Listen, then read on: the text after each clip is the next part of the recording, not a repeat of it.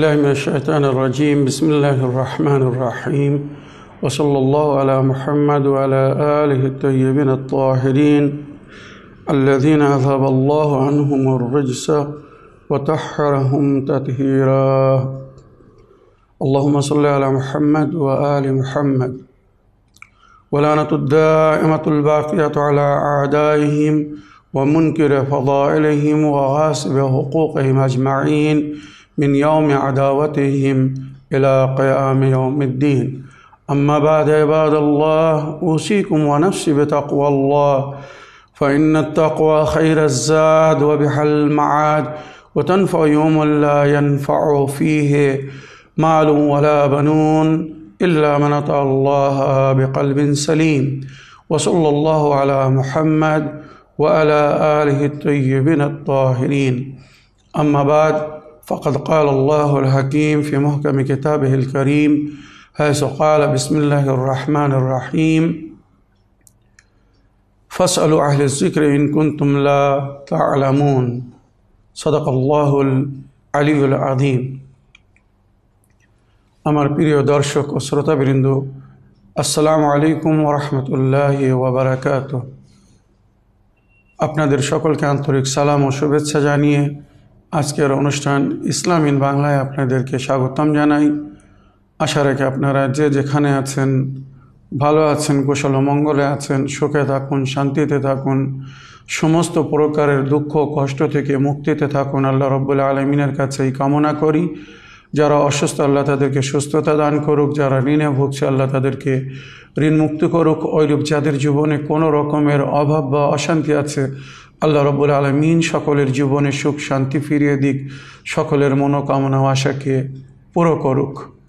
যে সমস্ত পিতামাতারা নিজের কন্যা বা ছেলের বিবাহ নিয়ে চিন্তিত, আল্লাহ রাব্বুল আলামিন ওনাদেরকে ওই চিন্তা থেকে মুক্তি দান করুক, অর্থাৎ ওনাদের কন্যা বা পুত্রের জন্য সুপাত্র দান করুক। আমার যে সমস্ত বোনেরা, ভাবিরা, বাড়ির বউরা এখনও সন্তানের শান্তি থেকে বঞ্চিত, আল্লাহ রাব্বুল আলামিন ওনাদের কোল ভরে দিক, অর্থাৎ ওনাদের সংসারে সুসন্তান দান করুক। আমার যে সমস্ত ছোট ভাই বোনেরা স্কুলে কলেজে পড়াশোনা করছে, তারা যেন উচ্চ শিক্ষা লাভ করে বা সুশিক্ষায় শিক্ষিত হয়ে নিজের ও নিজের বংশের নামকে উজ্জ্বল করতে পারে, আল্লাহ তাদেরকে সেই তৌফিক দান করুক। আমাদের মধ্যে যারা হজ ও জিয়ারত ও উমরায় যাওয়ার ইচ্ছুক, আল্লাহ রাব্বুল আলামিন আমাদের সকলের মনোকামনা আশাকে পুরো করুক। আমরা আমর বিল মারুফ ও নাহি আনিল মুনকারের উপরে আমল করে এক অপরকে যেন সৎ উপদেশ দিতে পারি বা অসৎ পথ থেকে বাধা দিতে পারি, আল্লাহ আমাদের সকলকে সেই নেক তৌফিক দান করুক। সত্য বা হক জিনিসকে জেনে শুনে মেনে তার উপরে আমল করে সেটা যেন আমরা অন্যদের কাছে পৌঁছে দিতে পারি বা অন্যদের সামনে তুলে ধরতে পারি, আল্লাহ আমাদেরকে সেই মনোবল ও নেক তৌফিক দান করুক। আমিন ইয়া রাব্বাল আলামিন। এই দোয়ার সঙ্গে আমি আজকের পর্ব শুরু করতে চলেছি। আর আজ আমি বিনা কোনো ভূমিকায় সরাসরি আপনাদের প্রশ্নের উত্তর দিতে চাই। তাই আসুন দেখি কোথা থেকে কে কী প্রশ্ন করছেন। প্রথম প্রশ্ন নিই। बिस्मिल्लाहिर रहमानिर रहीम। अस्सलामु अलैकुम जी, मेरा नाम समीना अफसर है और मैं कोलकाता से बोल रही हूँ, वेस्ट बंगाल से। जी, मेरा मसला ये है कि मेरे घर पे मैं, मेरा शौहर और मेरा बच्चा, हम लोग बीमार ही रहते हैं ज़्यादातर। मेरे शौहर को कुछ न कुछ सर दर्द या कोई ना कुछ परेशानी होती रहती है। फिर उसके बाद यही सेम चीज़ें जो उनको होती हैं, कुछ दिन बाद वो सब चीज़ मेरे अंदर भी होने लगती है। तबीयत खराब, सेम प्रॉब्लम, पेट दर्द, बदन हाथ में दर्द, कमर में दर्द, सर में तो इतने ज़्यादा दर्द। फिर बच्चे को लेकर भी हम लोग परेशान रहते, तो हम लोग इस वजह से बहुत परेशान हैं। शादी से पहले तो कभी ऐसा होता नहीं था, ना मैं अपने घर पे बीमार रहती थी ना ये बीमार रहते थे। बट जब से हमारी शादी हुई है, शादी के बाद से, और इन्होंने अपना बेडरूम भी चेंज किया है। अब ये इस घर पे प्रॉब्लम है या क्या समझ नहीं आ रहा, लेकिन आए दिन हम लोग बीमार रहते हैं। लोगों ने सुना तो लोगों ने बताया कि आप लोग आए दिन इतना बीमार रहते हैं, हो सकता है कि आप लोगों को घर सूट नहीं कर रहा, तो मैं आपका प्रोग्राम देखती हूँ, मेरी सास आपका प्रोग्राम देखती है, तो वो आपकी फ़ैन भी है, उनको बहुत अच्छा लगता है आपकी हर बात। तो उन्होंने बोला कि एक बार मौलाना साहब से कॉल करके बात करके देखो, और अगर हो सके तो आप इस चीज़ को अगर देख सकते हैं या कोई फाइल खोल सकते हैं तो ज़रा देख कर प्लीज़ बताइए कि क्यों हम लोग इतना बीमार रहते, घर पे कोई प्रॉब्लम है या क्या हुआ है, मेरा बच्चा, मैं, मेरे शौहर, हम लोग बीमार रहते हैं। और इसके लिए अगर कोई वजीफ़ा वगैरह अगर हो तो प्लीज़ बताइए। अल्लाह। वालेकुम अस्सलाम वरहमतुल्लाहि वबरकातुह। मेरी प्यारी बहन, आपके फ़ोन कॉल के लिए और आपने जो अपनी बातें रखी हमारे सामने उसके लिए शुक्रिया। हमने आपके सवाल पर गौर किया और जैसा आपने ख्वाहिश की हमने देखा, आपके घर पे नज़र लगी हुई है।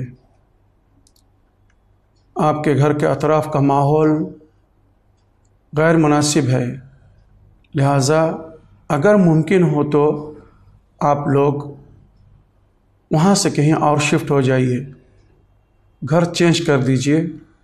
आपके लिए पहला ऑप्शन ये है, ये सबसे बेहतर रहेगा ज़िंदगी में सुकून पाने के लिए। कभी कभी कुछ पाने के लिए कुछ खोना पड़ता है। हो सकता है आप लोगों को ये घर बहुत प्यारा हो, लेकिन सुकून के लिए जो फ़िलहाल आपकी ज़िंदगी में नहीं है, लिहाजा अगर मुमकिन हो तो आप लोग वो घर चेंज कर दीजिए, बेहतर रहेगा आपके लिए। अगर ऐसा करना मुमकिन ना हो तो फिर सेकंड ऑप्शन ये है कि आप लोग जितने भी उस घर में रहते हैं अपना और खुद घर का भी सदका उतारें, सबकी तरफ से कुर्बानी पेश कीजिए। कुर्बानी के ज़रिए बलाओं मुसीबतें टल जाती हैं, परेशानियां दूर हो जाती है। जिन बच्चों का या आपका या आपके शौहर का अगर अकीका नहीं हुआ है तो आप लोग अपना अकीका करा लीजिए, और अगर अकीका हुआ भी है तब भी सबकी तरफ से अल्लाह की राह में कुर्बानी पेश कीजिए। यकीनन इस बला मुसीबत से आपको निजात मिल जाएगी, शायद आपकी ज़िंदगी में सुकून आ जाए। तीसरा ऑप्शन ये है कि आप अपने घर के प्रवेश द्वार पर, यानी मेन दरवाज़ा, एंट्रेंस, जहाँ से आप घर में दाखिल होते हैं, उस दरवाज़े के ऊपर हरमल का माला लगा दीजिए। इसफन जिसको बोलते हैं, ये वो दाने हैं जिससे नज़र उतारे जाते हैं। अक्सर आयुर्वेदिक दवाओं की दुकानों में ये चीज़ें दस्तयाब है। आप वहाँ जाके अगर कहेंगे इसफंद का माला दे दो तो इसफंद ये मशहूर है। इराक़ में जनाब हुर के रोज़े पे ये माला बहुत बिकता है, हम भी वहाँ से लेके आए थे। हर धर्म के लोग इस चीज़ को मानते हैं, यहाँ तक कि अहले हुनूत के घर के दरवाज़ों पर भी ये हरमल के माला वो लोग लगाते हैं ताकि घर पे किसी की नज़र न लगे, और हमारे यहाँ पे भी है। लिहाजा अगर हरमल मिल जाए, उसको इसफन भी बोलते हैं, उसका माला घर के मेन दरवाज़े पर लगा दीजिए। अगर ये दाने या ये माला न मिले तो फिर उसका दाना, जो हरमल या इसफन के जो दाने बोलते हैं, वो तकरीबन सभी आयुर्वेदिक दवाओं की दुकान में या मोदी खाना में ये दाने मिल जाते हैं।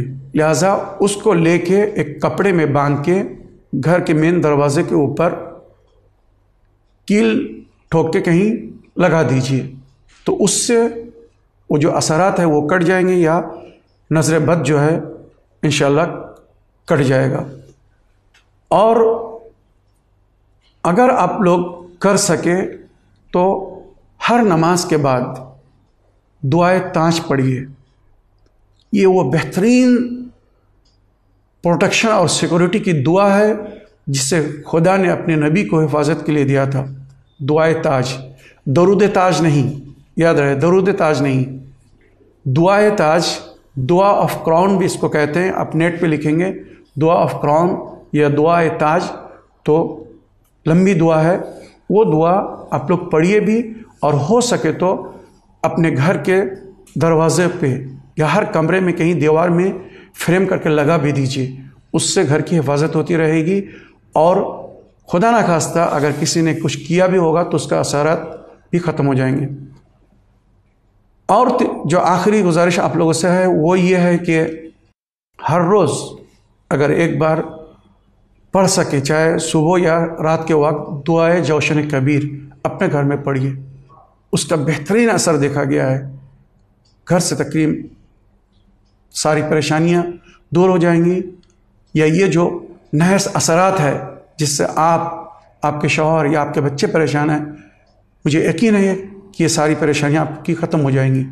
हर रोज़ एक बार जौशन कबीर पढ़िए। अगर हर रोज़ नहीं पढ़ सकते तो कम से कम जुमे के दिन तो ज़रूर पढ़िए।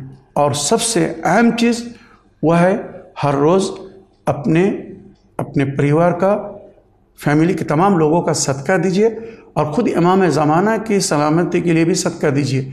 और इमाम ज़माना की सलामती के लिए जब सदका देंगे तो उस वक्त इस तरह से नियत कीजिए, मसलन 10 रुपया या 14 रुपया हाथ में लेके बोलिए कि मैं फ़र्जंद ज़हरा की सलामती के लिए ये सदका निकलता हूँ क़ुर्बत अल्लाह। परवरदिगार तो बीबी ज़हरा के दुआ से या इमाम ज़माना अलैहिस्सलाम की सलामती के सदक़े में मेरे घर में सुकून दे, मेरे बच्चों की ज़िंदगी में, मेरे शौहर की ज़िंदगी में, या मेरे घर वालों की ज़िंदगी में सुकून अता फरमा। देखिए बीबी ज़हरा की दुआ से कितनी जल्दी आपकी परेशानियां ख़त्म हो जाती हैं, और आप लोग इंशाअल्लाह उसी घर में एक पुरसुकून ज़िंदगी जीने में कामयाब हो जाएंगे। जो बातें मैंने बताई, उम्मीद है कि आप इन चीज़ों को रिकॉर्ड करके, इनको बार बार सुन के इन पर अमल करने की भरपूर कोशिश करेंगे। यकीन है कि आपको आपके सवाल का जवाब मिल गया होगा। আসুন আগের প্রশ্ন নিয়ে দেখি কোথা থেকে কি প্রশ্ন করছেন। আসসালামু আলাইকুম রহমাতুল্লাহি ওয়া বারাকাতু। আমার নাম কুদরাতুন বিবি, আমি দক্ষিণ 24 পরগনা থেকে বলছি। তালতলা খানকা শরীফ 22 নম্বর, ওই পীরের মাজারে যাই, ওখানে পাঞ্জাতন পাকের মাজার পাক আছে। ওনাদের পাঞ্জাতন পাকেতে সব লিসানি পাক আছে। ওই সব আমরা যে হুজুর পাকেদের আসাম নাম নিয়ে, পাঞ্জাতন পাকের নাম নিয়ে, রব্বিল আলামিন নাম নিয়ে, গস পাকেদের নাম নিয়ে ওখানে সাইদা করি ওই পাঞ্জাতন পাকের মাজার পাকে। তো এইটা আমার মানে আমার স্বামী বলে সাইদা করবি কেন, ওখানে জায়েজ নেই। আপনি একটু বলে দিলেন আমার স্বামী বুঝে যায়। পাঞ্জাতন পাকের আস্তানা শরীফে ওই সাইদা দিই বলে জায়েজ নেই। তা আপনি একটু বলে দিলে ভালো হয়। আমার স্বামী পীরের দরবারে যেতে দেয়নি, আমি তো জোর করে চলে যাই। আমার পীরেদের সামনে উনি একটু গাদ্দারি করে। আমি বলি ওইরকম বলতে নি, গুনাহগার হয়ে যাবে। তুমি না যাও নি, আমি যাচ্ছি, তুমি ওইরকম বলবে কেন? পাঞ্জাতন পাকের সানেতে বিয়াদবি হয়ে যাবে। একটু আমার বলে দিলে আমার স্বামীকে বুঝিয়ে বলব। আল্লাহ হাফেজ। ওয়ালাইকুম আসসালাম রহমতুল্লাহ বারাকাত। আমার প্রিয় ভাবি মা কি চাচি মা, আপনার ফোন কলের জন্য বা আপনার প্রশ্ন রাখার জন্য ধন্যবাদ জানাই। আপনি আপনার স্বামীকে নিয়ে যে অভিযোগ জানিয়েছেন, আমি আপনার মাধ্যমে আপনার স্বামীকে বলতে চাই যে পীর পয়গম্বর বা আউলিয়ার দরবারে যাওয়া শরীয়তে কোথাও মানা করা হয়নি, বরং ওই সমস্ত আস্তানায়, ওই সমস্ত পবিত্র স্থানে, ওই সমস্ত জায়গায় যে যদি শান্তি পাওয়া যায়, যে যদি কিছু উপলব্ধি করা যায়, ওখানে যে যদি কিছু দিন ধর্মের শিক্ষা লাভ করা যায়, ওখানে যে যদি নবী ও আল্লাহর ওলিদের প্রতি শ্রদ্ধা জাগে, আর ওনাদের দেওয়া হেদায়েত থেকে যদি জীবনে কিছু উপলব্ধি করা যায়, তো এটা বড় উত্তম কাজ। নবী করিম সাল্লাল্লাহু আলাইহি সাল্লাম পীর পয়গম্বরের, এমনকি মুমিনিনদের কবরে যেতে বলেছেন, সেখানে যে ইবরাত হাসিল করার জন্য। ইবরাত মানে কি? যে তুমি সেখানে যাও আর এইভাবে যে নিজের সঙ্গে কথা বলো যে একদিন ইনিও আমার মতো বেঁচে ছিলেন, আজ উনি নেই, কালকে এনার মতো আমারও এই দুনিয়া থেকে যেতে হবে, আমিও থাকবো না। ইনি ভালো কাজ করে গেছেন বলে আজ বিশ্বে এনার সুনাম, সবাই এনাকে নেকির সঙ্গে স্মরণ করছে, সবাই এনাকে শ্রদ্ধার নজরে দেখছে।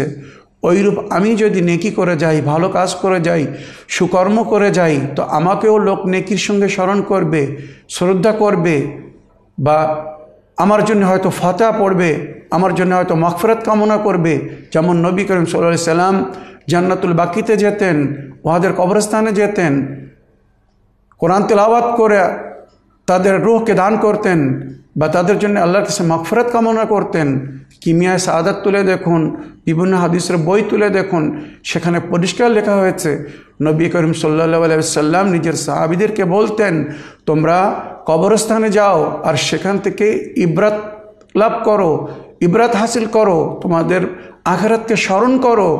কবর দেখলে মৃত্যুকে স্মরণ করবে, আর যখন মৃত্যুকে স্মরণ করবে, মৌতের ভয় সবার জীবনে আছে, তখন তোমার জীবনে একটা পরিবর্তন আসবে। হয়তো মরার ভয়ে যে আর কতদিন বেঁচে থাকবো কি না থাকবো কোনো ঠিক নেই, এখনও নিজের আমলকে সংশোধন করে নেই, এখনও ভালো পথ ধারণ করি, এখনও সৎ পথে চলি, অন্যায়কে ছাড়ি, ঋণ শোধ করে দেই, কারোর ওপর যদি জুলুম করে থাকি তার কাছ থেকে ক্ষমা চেয়ে নিই, কারোর মাল যদি অপহরণ করে থাকি তাকে ফিরিয়ে দিই, এইভাবে শিক্ষা লাভ করতে বলা হয়েছে। তো এই সমস্ত পবিত্র আস্তানায় যে যদি জীবনে কিছু উপলব্ধি করা যায়, শিক্ষা লাভ করা যায়, তো ওখানে যাওয়া মঙ্গল। তবে ওখানে যেয়ে যদি আল্লাহর শুকরের সেজদা করা হয় যে আল্লাহ তুমি আমাকে তৌফিক দান করেছো, আমাকে এই আস্তানা পর্যন্ত পৌঁছে দিয়েছো, যেখানে এসে আমি শিক্ষা লাভ করেছি, জ্ঞান পেয়েছি, নূরের জ্যোতি পেয়েছি, দিনের আলো পেয়েছি, সৎপথ পেয়েছি, তখন শুকরের সেজদা করুন। কি আল্লাহর ওলিদেরকে আল্লাহ যে সম্মান দান করেছে, সেই আল্লাহর হুকুমকে স্মরণ করে সেজদায় তাজিমি করতে পারেন। মনে রাখবেন, ইসলামে আল্লাহ ছাড়া অন্য কারো জন্য সেজদা করা জায়েজ নয়, এটাকে শিরক বলা হয়েছে। আল্লাহ ছাড়া কারো সামনে নতশির হওয়া, কারো সামনে সেজদা করা জায়েজ নয়। কিন্তু দুটি সেজদাকে শরীয়তে জায়েজ করা হয়েছে। এক সেজদায় তাজিমি, যে সেজদার হুকুম আল্লাহ ফেরেশতাদেরকে দিয়েছিলেন আদমের সামনে সেজদা করার জন্যে, তো এটা বাস্তবে আদমের সেজদা ছিল না, আল্লাহর হুকুমের সম্মানের আগে সেজদা ছিল, তাই ওই সেজদাকে সেজদায় তাজিমি বলা হয়। তাই আল্লাহর ওলিদের দরবারে যদি কেউ যে সেজদায় তাজিমি করে তো তাকে বৈধ করা হয়েছে। আর কেউ যদি শুকরের সেজদা করে যে আল্লাহ তোমার এই ওলির দরবারে আমি আসতে পেরেছি তাই তোমার শুকর করছি, তখন ওই সেজদা জায়েজ, তাছাড়া সেজদা জায়েজ না। আশা রাখি আপনিও বুঝতে পেরেছেন এবং আপনার স্বামীও যদি এটা শোনে তো আশা রাখি সে জিনিসটা বোঝার চেষ্টা করবে, আর সে ওই সমস্ত পীর পয়গম্বর বা অলি আউলিয়াদের সম্পর্কে বিদ্রুপ বা এমন কথা বলবে না যেগুলোর জন্য কাল হাসরের ময়দানে তাকে দায়ী হতে হবে। হয়তো ওই পীর, ওই পয়গম্বর, ওই আল্লাহর ওলি তাকে জিজ্ঞাসা করবে, আমি তোমার কাছে কি পাপ করেছিলাম, আমি কি ভুল করেছিলাম যে তুমি আমাকে এই বিদ্রুপ ভাষায় স্মরণ করেছো, কি আমাকে এই কটু কথা বলেছো, বলো আমি কি পাপ করেছিলাম তোমার নিকটে। তো আপনার স্বামী তখন কি উত্তর দেবে তাকে ভেবে নিতে বলুন। আশা রাখি ওই বিদ্রুপ কথা বলা শুধু আপনার স্বামী নয়, আপনার স্বামীর মতো যারা ওই সমস্ত বিদ্রুপ কথা বলে অলি আউলিয়াদেরকে নিয়ে, আশা রাখি সকলের মুখ আপনিই বন্ধ হয়ে যাবে। আসুন পরের প্রশ্ন নিই। আসসালামু আলাইকুম রহমতুল্লাহি বারাকাতু। আমার নাম শালমা, আমি দক্ষিণ 24 পরগনা থেকে বলছি। আমি এশারের 4 রাকাত ফরজ, 2 রাকাত সুন্নত, ওর সাথে কাজা নামাজ পড়ে নিই, আর তারপরে এশারের সাথে 2 রাকাত সাফা আর 1 রাকাত বেতল পড়ি। যেহেতু আমি তো ফজরের আগে উঠতে পারিনি না, তাই জন্য এশার নামাজের সাথে পড়ে নিই, মানে এশার নামাজ ফরজ সুন্নতের পর তারপর ওই নামাজগুলো পড়ে নিই। তাহলে হবে? এশারের সময় পড়লে কি হবে? যদি আপনি, আর ওর সাথে আমি সুন্নত, নফল এসব নামাজ আর পড়ি। আল্লাহ। ওয়ালাইকুম আসসালাম রহমতুল্লাহি ওয়া বারাকাতুহু। আমার প্রিয় বোন, ফরজ নামাজ পড়ার পরে, মনে করুন এশার নামাজ আপনি পড়ে নিলেন, পড়ে নেওয়ার পরে এশার যে এক রেকাত সুন্নত নামাজ বা নফল নামাজ পড়তে বলা হয়েছে, যদি কেউ দাঁড়িয়ে পড়ে আর বসে পড়লে ওটা 2 রেকাত পড়তে হয়। তো এশার নফল নামাজ পড়ে নিলেন, তাহলে ফরজ আদায় হয়ে গেল, নফল আদায় হয়ে গেল। এরপরে আর অন্য কোনো নামাজ নেই। এরপরে যে নামাজটা আছে সেটা হচ্ছে তাহাজ্জুদ নামাজ, যেটা রাতের অন্ধকারে গভীর রাতে পড়তে বলা হয়েছে। আর এর সময় বলা হয়েছে বাদা মুনতাসিফুল লাইল ইলা আযানিল ফজর, অর্থাৎ আফটার মিডনাইট, অর্ধেক রাত্রের পর থেকে নিয়ে ভোরের আজান পর্যন্ত, এর মাঝখানে ওই নামাজটা পড়তে হবে। আর সর্বোত্তম সময় হচ্ছে সাহেরকে ওয়াক্ত। সাহেরকে ওয়াক্ত মানে সকালের আজানের মনে করুন 8 ঘন্টা কি 15 ঘন্টা আগে উঠে এই নামাজটা শুরু করতে হবে। তাহাজ্জুদ নামাজ 11 রেকাত নামাজ, প্রথম 8 রেকাত সালাতুল লাইল, তারপরে 2 রেকাত সালাতুল শাফা, আর তারপরে 1 রেকাত সালাতুল ওয়েতর। এই 11 রেকাত নামাজ শেষ হয়ে যাবে, তারপরে মনে করুন সকালের নামাজের সময় হবে। এই সময়টা সর্বোত্তম সময়, যে সময় আল্লাহকে স্মরণ করতে যখন আল্লাহ নিজের বান্দাদেরকে দেখে, তো তাকে নিয়ে ফেরেশতাদের মাঝখানে আল্লাহ গর্ব করে যে এই সময় দেখো আমার বান্দারা আরাম করছে, ঘুমিয়ে আছে, কিন্তু এ আমাকে কত ভালোবাসে, নিজের প্রিয় নিদ্রাকে ত্যায্য করে আমার সঙ্গে কথা বলতে এসেছে, আমার উপাসনা করছে, আমার ইবাদত করছে, আমার কাছে প্রার্থনা করছে। তখন ফেরেশতারা বা ফেরেশতাদেরকে আল্লাহ বলে যে এ যেমন আমাকে খুশি করতে এসেছে, ওইরূপ আমার বান্দাকেও আমার তরফ থেকে খুশি করো বা রাজি করো, তার মনোকামনা আশা তাকে দিয়ে দাও। তাই সালাতুল লাইলের পরে যে দোয়া করা হয়, সে দোয়া কখনো রদ হয় না, যদি হারাম বা অবৈধ না হয়। আশা রাখি আপনার প্রশ্নের আপনি উত্তর পেয়েছেন। আপনার ফরজ নামাজ হয়ে যাবে, তারপরে যদি আপনি নফল নামাজ পড়তে পারেন পড়ে শুন। যদি সকালে না উঠতে পারেন তো শোয়ার আগে, এশার পরে যে কোনো সময় আপনি নফল নামাজ বা তাহাজ্জুদ নামাজ পড়ে শুতে পারেন, কোনো অসুবিধা নেই। পরের প্রশ্ন নিই। আমি শেখ সত্তার আলী, দক্ষিণ 24 পরগনা থেকে বলছি। আচ্ছা, এই যে পীর পীর সব করছে, পীর কিন্তু কি জিনিস আমি জানি না, পীর মানা কি ঠিক? এই জন্য আমি আপনাকে জানাচ্ছি, যদি পীর মানতে হয় এবং তার এই যে পায়ে হাত দিয়া পায়ে মাথা ঠোকা থেকে এবং সালাম করাটা, সেটাই তো বেটার জিনিস, আমি এটাই মনে করি। ওয়ালাইকুম আসসালাম রহমতুল্লাহ। ওয়ালাইকুম আসসালাম রহমতুল্লাহ বারাকাতুহু। আমার প্রিয় ভাইজান আব্দুল সত্তার সাহেব, আপনার ফোন কলের জন্যে বা আপনার প্রশ্ন রাখার জন্য আপনাকে আমি ধন্যবাদ জানাই। আপনি বলতে চাচ্ছেন যে আমি পীর মানি না, বা এই পীর কী জিনিস আমি জানি না, চিনি না, এনাদের কাছে যে সেজদা করা জায়েজ কিনা এনাদের পায়ের সামনে মাথা রেখে। তো আমার মনে হয় এর আগে আপনার স্ত্রীর ফোন ছিল, ওখানে আমি উত্তর দিয়েছি। তবে আপনার জন্য আমি সরাসরি বলতে চাই, আপনি পীর পয়গম্বরকে মানেন আর না মানেন, তবে অনুরোধ, কারো সম্পর্কে যতক্ষণ কোনো মন্দ জিনিস বা অশোভনীয় জিনিস না জানবেন, না শুনবেন, তার সম্পর্কে বিদ্রূপ কথা বলবেন না। কোরআন পাক বলছে, বাতিল খোদাকে গালি দিও না, নইলে না জেনে শিক্ষার অভাবের কারণে বা শত্রুতায় হয়তো তোমার হক খোদাকে গালি দেবে। কি বুঝলেন এর থেকে?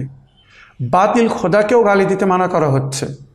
তো ওই জন্যে আপনি মানেন না, এটা আপনার ব্যাপার, কোনো অসুবিধা নেই, তবে তাদের সম্পর্কে বিদ্রূপ কথা বলবেন না।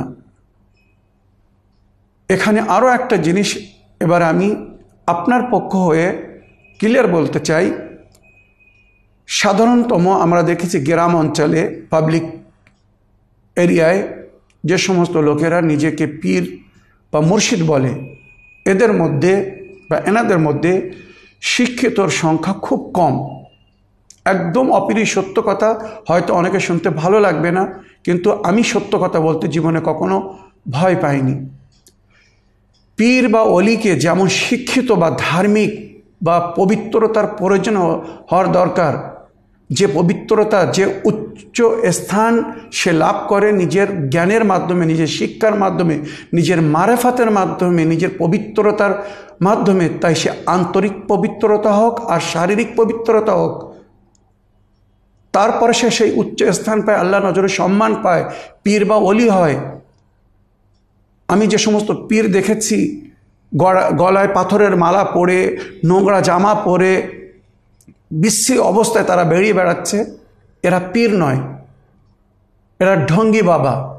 পরিষ্কার বলছি, আমি কারো ভয় করেও কত বলছি, এরা হচ্ছে ঢঙ্গি বাবা।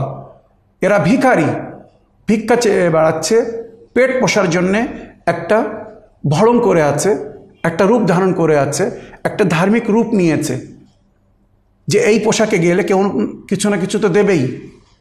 এরা পীর নয়, এরা ধর্মগুরু নয়।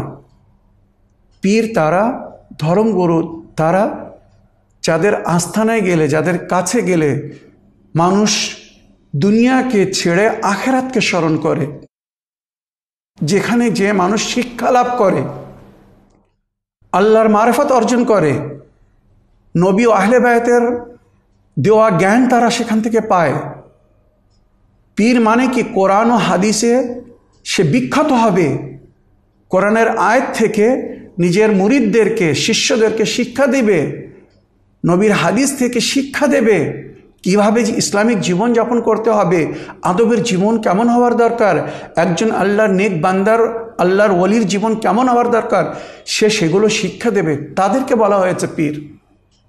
আর আপনি যেমন বললেন তাদের আগে যে সেজদা করা উচিত না, একদম ঠিক বলেছেন। যদি সত্যি সে গুরু হয় তো সে নিজের আগে কখনো সেজদা করার জন্য বলবে না, আর কেউ যদি তার আগে সেজদা করে তো সে পছন্দ করবে না, কেননা সে জানে যে আল্লাহ ছাড়া কারো সামনে সেজদা করা জায়েজ নয়। তো যে ব্যক্তি নিজের আগে সেজদা করার হুকুম দেবে বা নিজের আগে সেজদা করাবে বা সেজদা করাকে পছন্দ করবে, সে গুরু নয়, সে গরু। পরিষ্কার বলছি, গুরুরা, আল্লাহর ওলিরা কখনো এমন কাজ করতে পারেন না বা করতে বলতে পারেন না যেটা আল্লাহ অপছন্দ করে। আর শিরক আল্লাহর সবচেয়ে অপছন্দিত জিনিস, শিরকের কোনো ক্ষমা নেই। তাই মনে রাখবেন, আল্লাহ ছাড়া কারো আগে সেজদা করা জায়েজ নয়। তাই আমি আপনার সঙ্গে 100% সহমত। যদি কোনো পীরের পায়ের উপরে মাথা রেখে সেজদা করতে হয় তো সেই সমস্ত পীর থেকে যত দূরে থাকবেন ততই মঙ্গল। কেননা সে সত্যি যদি পীর হয় তো নিজের পায়ের উপরে কখনো সেজদা করতে দেবে না। সম্মানস্বরূপ আমরা তাদের হাতে চুম্বন করতে পারি, তাদের কপালের চুম্বন করতে পারি, মুখের চুম্বন করতে পারি, এটা আদব, কোনো অসুবিধে নেই। আর তাকবিল মিনাস সুন্নাহ, মানে সম্মানের সঙ্গে কারোকে যদি চুম্বন করা হয় তো এটা সুন্নতে নবী। নবী ছোট বাচ্চাদের মুখের ওপরে চুমো করতেন বা কপালে চুমো খেতেন। ওইরূপ গুরুজনদের সম্মান করার জন্যে, বয়স্কদের সম্মান করার জন্যে, পীর মুর্শিদদের সম্মানের জন্যে যদি তার হাতকে চুম্বন করা হয় এই ভেবে যে ইনি কামলিওয়ালা, আল্লাহর ওলি বান্দা, ইনি শিক্ষা রাখেন, ইনি নিজের আমালের মাধ্যমে উচ্চ স্থান দান করেছেন, তো তার শরীরকে নয়, তার রূহকে, তার সেই শিক্ষা, তার সেই মারেফাতকে যদি নজরে রেখে তার হাতের চুম্বন করা হয় বা তার মাথায় যদি চুমো খাওয়া হয় তো এটা সওয়াবের কাজ, এটা সুন্নত। তবে তার পায়ের সেজদা করা জায়েজ নয়। আশা রাখি আমার ভাই আপনার প্রশ্নের আপনি উত্তর পেয়েছেন।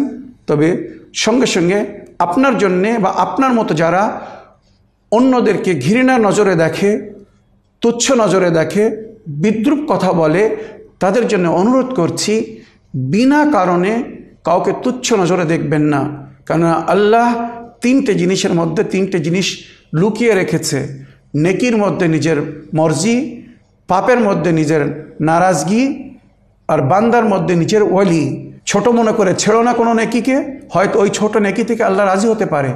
আর কোনো পাপকে ছোট মনে করো না, হয়তো ওই ছোট পাপ থেকে আল্লাহ নারাজ হতে পারে। আর কোনো বান্দাকে ঘৃণা করো না, হয়তো তুমি যার ঘৃণা করছো সে আল্লাহর ওলিও হতে পারে। আর আল্লাহর ওলিকে যদি কেউ ঘৃণা করে তো আল্লাহ তাকে কখনো পছন্দ করবে না। তাই মানুষের কুকর্মকে, তার অসৎ কাজ থেকে ঘৃণা করুন। তার থেকে ঘৃণা করলে সে আরও অসৎ পথের ওপরে রয়ে যাবে। বরং তাকে শ্রদ্ধার সঙ্গে পাশে বসিয়ে তাকে বোঝানোর চেষ্টা করুন যে তুমি যেটা করছো এটা ঠিক নয়, এটা ভুল, অন্যায়, এটা করো না। এইভাবে তার জীবনকে পরিবর্তন করার চেষ্টা করতে হবে। তো শরীয়ত বলেছে জঘন্যতা, নোংরাকে ঘৃণা করো, পাপকে ঘৃণা করো, তবে পাপীর সংশোধন করার চেষ্টা করো। হ্যাঁ, সে যদি কথা না শোনে, পাপের উপরে পাপ করে যায়, আর সংশোধনে যদি কোনো পথ না থাকে, তখন তাকে বাইকাট করতে বলা হয়েছে বা তার থেকে দূরে থাকতে বলা হয়েছে। এরই নাম হচ্ছে বেজারি, এরই নাম হচ্ছে তাবাররা। আহলে বায়তের শত্রু থেকে আমরা কেন তাবাররা করি?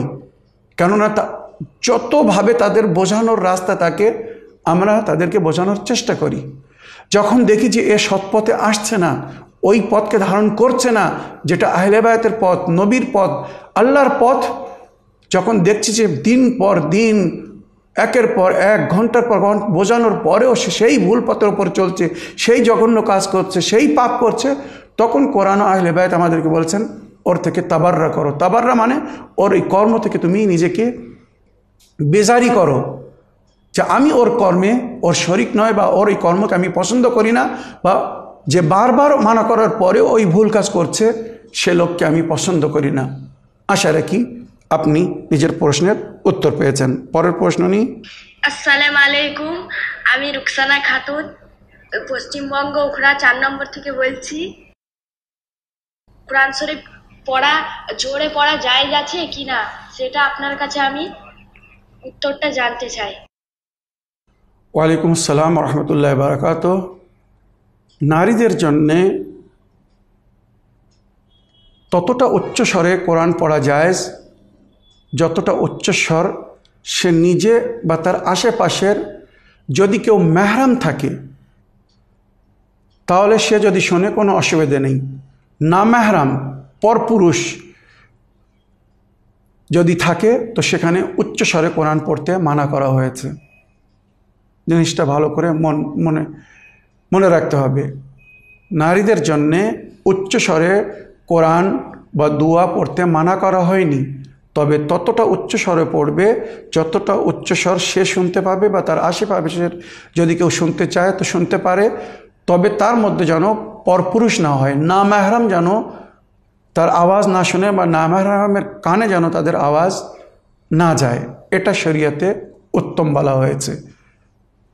তবে যদি প্রয়োজনে মনে করুন সে এক জায়গায় বক্তব্য রাখছে বা কোরআনের শিক্ষা দিচ্ছে, আয়াতের ব্যাখ্যা করছে নারীদের জন্যে কি বাচ্চাদের জন্যে, ওখানে পাশে পরপুরুষরা দাঁড়িয়ে আছে, তাদের কানে আওয়াজ যাচ্ছে, তো তাদের দায়িত্ব সেখান থেকে সরে যাওয়ার।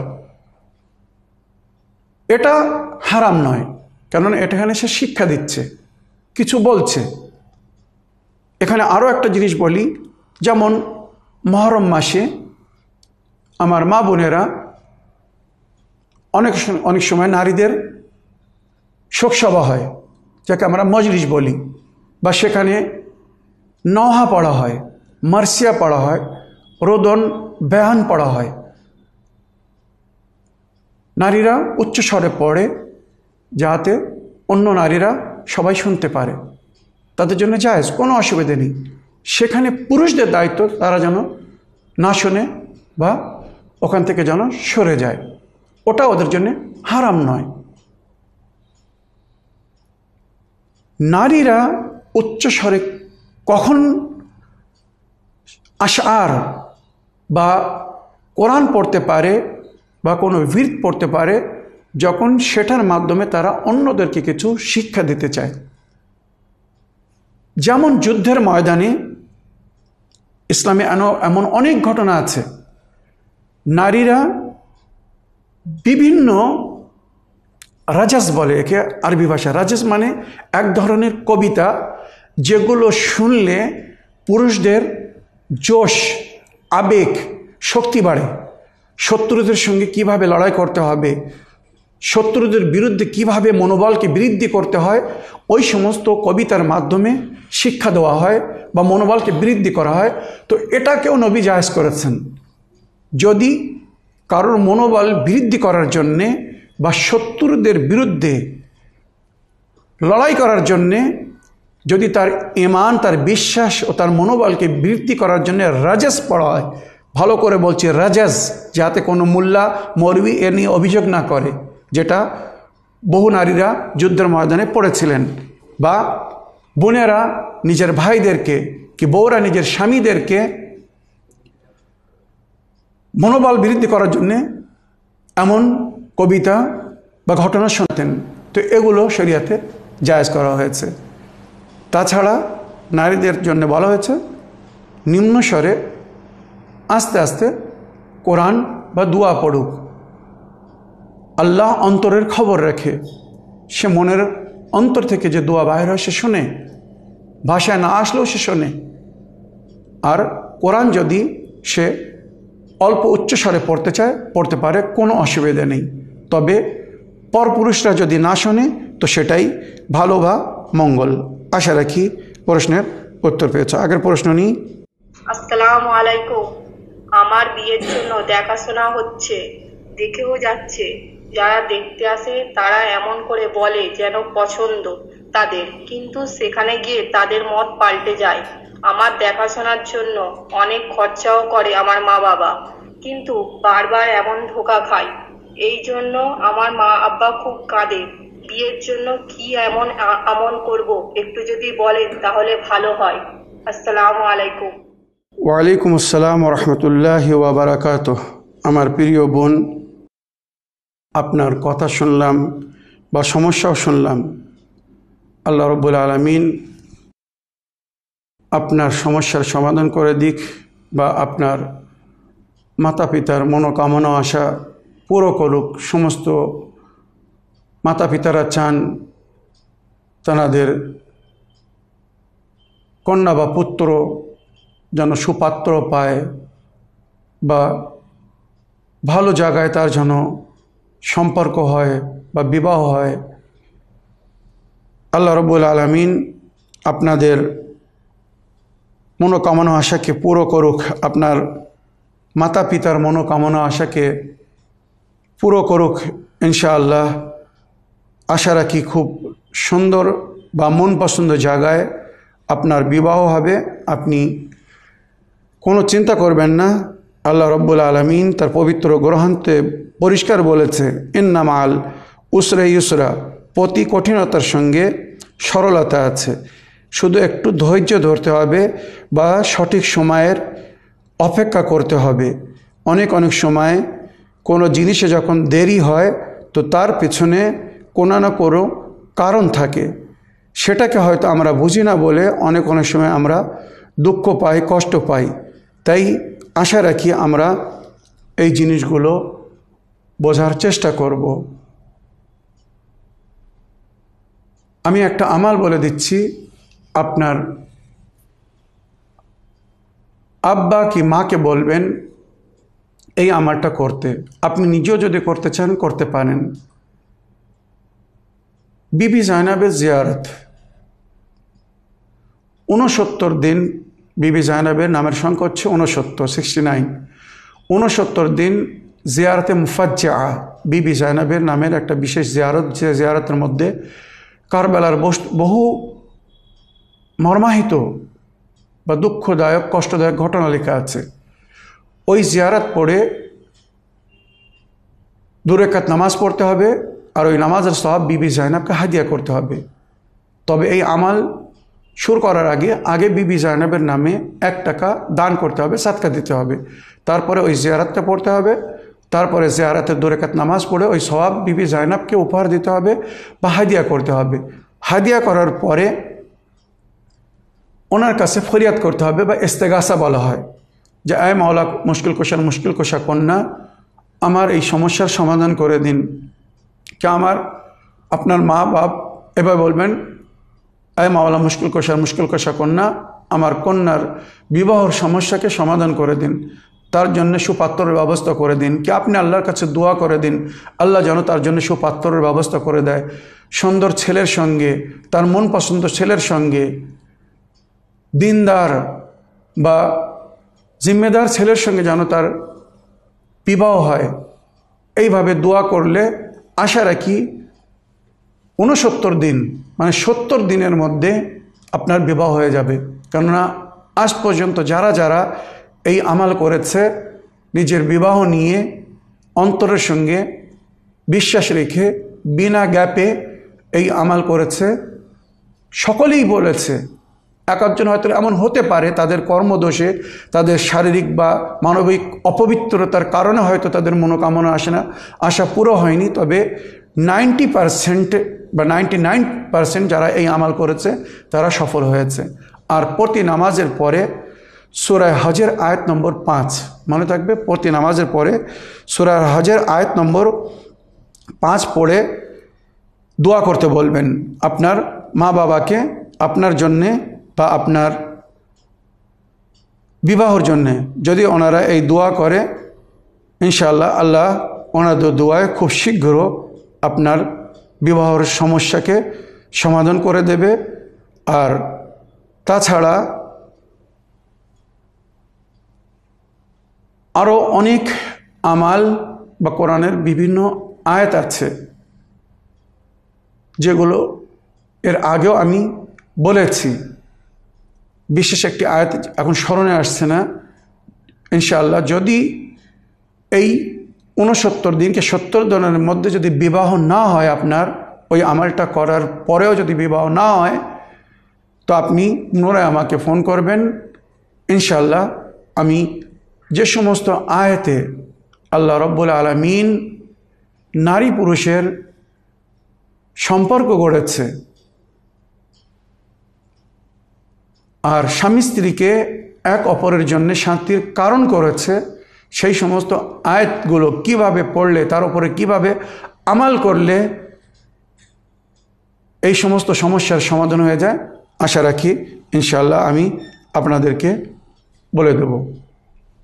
এই বলে আজকের অনুষ্ঠান বা আজকের এপিসোড এখানে শেষ করছি। যদি আপনাদের কারো কোনো প্রশ্ন থাকে তো স্ক্রিনের উপরে যে হোয়াটসঅ্যাপ নম্বর দেওয়া হয়েছে, আপনারা নিজের প্রশ্ন আমাদেরকে হোয়াটসঅ্যাপ করে দিতে পারেন, ভয়েসমেল করতে পারেন, লিখেও পাঠাতে পারেন। খুব সহজ, মোবাইল হাতে নিয়ে হোয়াটসঅ্যাপে আমাদের চ্যানেল উইনের নম্বরটা সেভ করে নিন। আর হোয়াটসঅ্যাপ চ্যাটিংয়ে যেয়ে ওই নম্বরের সামনে দেখবেন ছোট একটা মাইক্রোফোনের সিম্বল থাকবে, ওইটা টিপে কথা বলবেন। আমি অমুক বলছি, আসসালামু আলাইকুম রহমতুল্লাহ বারাকাতুহু, আমার নাম এই, আমার ঠিকানা এই, আর আমার প্রশ্ন এই বলে ছেড়ে দেবেন। যদি আপনার ডাটা অন থাকে, ইন্টারনেট লাইন অন থাকে, তো সঙ্গে সঙ্গে প্রশ্ন আমাদের কাছে পৌঁছে যাবে। আর যদি অন না থাকে তো পরে ওটাকে ডাটা অন করে দিন, ইন্টারনেট কানেকশন অন করে দিন, সঙ্গে সঙ্গে প্রশ্ন আমাদের কাছে পৌঁছে যাবে। বা তাছাড়া যদি আপনারা নিজের প্রশ্ন নিজের মোবাইলে আগে রেকর্ড করে, যদি রেকর্ডিং সিস্টেম থাকে রেকর্ড করে শুনুন ভালো করে, তবে সবচেয়ে সুন্দর উপায় হচ্ছে আগে প্রশ্ন লিখে নেবেন, কোনো কাগজে লিখে ওটা পড়ে শোনাবেন রেকর্ড করার সময়। তাহলে খুব সহজভাবে অল্প সময়ে নিজের কথাটা বা প্রশ্নটা রাখতে সক্ষম হবেন বা সুবিধা হবে। আশা রাখি এইভাবে নিজের প্রশ্ন রেকর্ড করে আমাদেরকে পাঠাবেন। আর তার সঙ্গে সঙ্গে আরও একটা অনুরোধ করছি, আমার সমস্ত এপিসোড অনুষ্ঠান ইসলামিক বাংলার সমস্ত এপিসোড বা আপনাদের প্রশ্নের যে উত্তর দিচ্ছি, এগুলো সব ইউটিউবে আপলোড করে দেওয়া হচ্ছে। তো আপনারা যদি টিভিতে দেখার সুযোগ না পান, কি কোনো অনুষ্ঠানকে আপনি যদি মিস করে ফেলেন, মনে করেন আপনি কোনো প্রশ্ন পাঠিয়েছিলেন, তার আমি উত্তর দিয়েছি কিন্তু আপনি উত্তর শোনার বা দেখার সুযোগ পাননি সেই এপিসোডটা, তো আপনি ইউটিউবে যেয়ে চ্যানেল উইন বাংলাকে সাবস্ক্রাইব করুন। ওখানে আমার সমস্ত এপিসোড দেওয়া আছে, আপনি এক এক করে সমস্ত এপিসোড যেটা শুনতে চাবেন, যতবার শুনতে চাবেন শুনতে পাবেন। চ্যানেল উইন বাংলাকে সাবস্ক্রাইব করতে যেন বলবেন না। ওয়াখিরু দাওয়ানা আলহামদুলিল্লাহি রাব্বিল আলামিন। ওয়াসসালামু আলাইকুম ওয়া রাহমাতুল্লাহি ওয়া বারাকাতুহু।